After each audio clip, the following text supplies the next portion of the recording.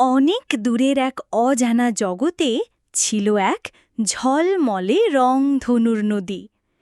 নদীর পাশে থাকত এক প্রাচীন জাদুকরী কচ্ছপ। বলা হতো এই কচ্ছপ রংধনু নদীর গোপন রহস্য জানে। একদিন অরিনা নামের এক কিশোরী মেয়ে নদীর ধারে এসে মন খারাপ করেছিল, কারণ তার প্রিয় ফুলবাগান শুকিয়ে যাচ্ছিল।